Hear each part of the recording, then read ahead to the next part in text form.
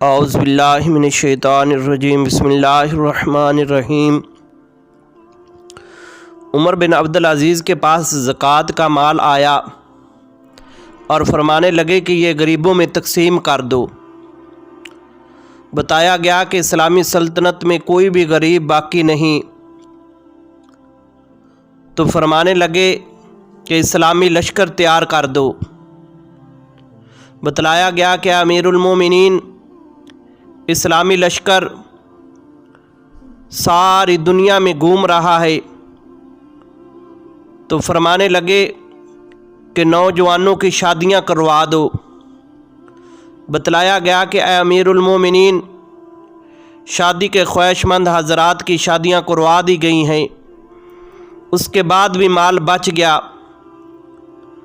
تو آپ نے فرمایا اگر کسی کے ذمے قرض ہے تو وہ ادا کر دو۔ تو فرمایا گیا کہ امیر المومنین، قرض ادا کرنے کے بعد پھر بھی مال بچ گیا ہے۔ تو پھر آپ نے فرمایا کہ اگر کسی غیر مسلم کے ہاں قرض ہے تو وہ ادا کر دو۔ تو فرمایا گیا کہ وہ بھی ادا کر دیا گیا ہے۔ تو پھر آپ نے فرمایا کہ اہل علم کو مال دیا جائے۔ تو فرمایا گیا کہ انہیں بھی مال دے کر پھر بھی مال بچ گیا ہے۔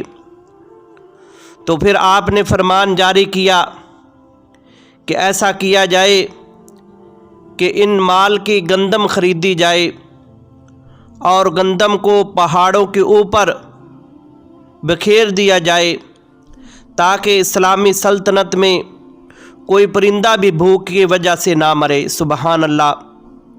یہ تھے امیر المومنین عمر بن عبدالعزیز رضی اللہ تعالی عنہ۔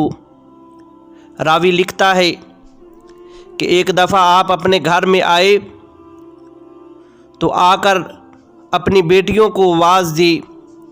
جب آپ کی بیٹیاں سامنے آئیں تو انہوں نے اپنے منہ پر کپڑا رکھا ہوا تھا، تو آپ نے اپنی بیوی سے پوچھا کہ انہوں نے اپنے منہ پر کپڑا کس لیے رکھا ہے؟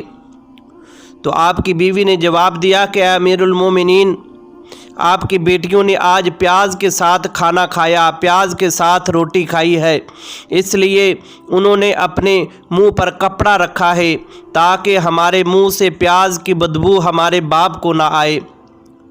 تو آپ نے فرمایا کہ کیا تم خدا کا شکر ادا نہیں کرتی کہ انہوں نے پیاز کے ساتھ کھانا کھا لیا؟ آپ فرمانے لگے کہ میں نے دیکھا آقا کریم صلی اللہ علیہ وآلہ وسلم غزوہ خندق کے موقع پر آپ نے اپنے پیٹ پر 3 پتھر باندھے ہوئے تھے اور آپ کو 3 وقت کا کھانا میسر نہیں آتا۔ حضرت ام عائشہ الصدیقہ رضی اللہ تعالی عنہا ارشاد فرماتی کہ ہمارے گھر میں کئی دن گزر جاتے کہ ہمارے گھر میں چولہا نہیں چلتا۔ یہ تھے امیر المومنین عمر بن عبدالعزیز رضی اللہ تعالی عنہ۔ حدیث مبارکہ میں آتا ہے کہ عمر بن خطاب رضی اللہ تعالی عنہ آپ نے فرمایا کہ اگر میرے دور خلافت میں دریا کے قریب ایک بکری کا بچہ بھوکا مر گیا تو کل قیامت والے دن اس کا بھی حساب مجھے دینا پڑے گا۔ تو آج آپ دیکھ لیں کہ ہمارے حکمران ہمارے ساتھ کیا کر رہے ہیں۔ یہ تو زکوٰۃ کا مال تھا، زکوٰۃ کا مال آپ نے فرمایا کہ غریبوں کی شادیاں کروا دو، کسی کے ذمہ قرض ہے تو وہ ادا کر دو، اقلیتوں کا قرض ادا کر دو۔ پھر آپ نے فرمایا کہ اسلامی لشکر تیار کیا جائے۔ پھر آپ نے فرمایا کہ ان کی گندم خریدو اور پہاڑوں کے اوپر بکھیر دی جائے تاکہ میری سلطنت میں کوئی پرندہ بھی بھوکا نہ مرے۔ اور آج جو ہمارے حکمران ہیں ان کا کیا حال ہے؟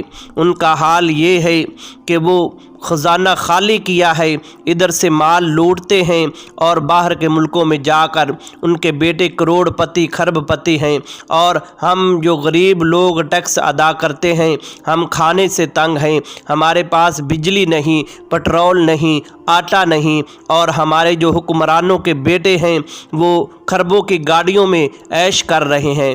کل قیامت والے دن اللہ تبارک و تعالیٰ کی ذات ان سے حساب و کتاب لے گی اور یہ اللہ کے کٹہرے میں کھڑے ہوں گے۔ اگر ہماری ویڈیو اچھی لگے تو ہماری ویڈیو کو شیئر کرنا اور ہمارے چینل کو سبسکرائب کرنا۔ شکریہ۔